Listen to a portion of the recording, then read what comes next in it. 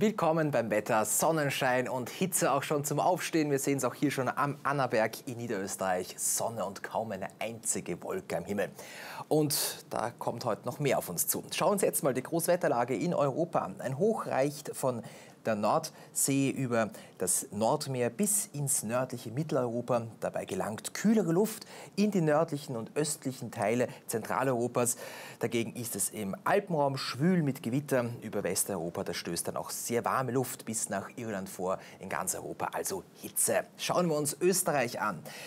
Oft heute Sonnenschein. In den Alpen und besonders im Süden können allerdings auch in den nächsten Stunden ein paar Schauer und Gewitter niedergehen. Und stellenweise wird es heute auch im Norden und im Laufe des Nachmittags auch im Osten gewittrig. Aber das nur punktuell. Dort, wo es dann gewittert, kann es auch stark regnen. Heiß wird es bis zu 34 Grad.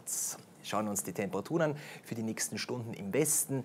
Sonne und Wolkenmix, ein paar Gewitter auch mit dabei, maximal 33 Grad, also wieder ein Badetag. Im Osten, auch hier ist es heiß, 32 Grad maximal. Gegen Nachmittag, Abend können auch hier einige Gewitter durchziehen.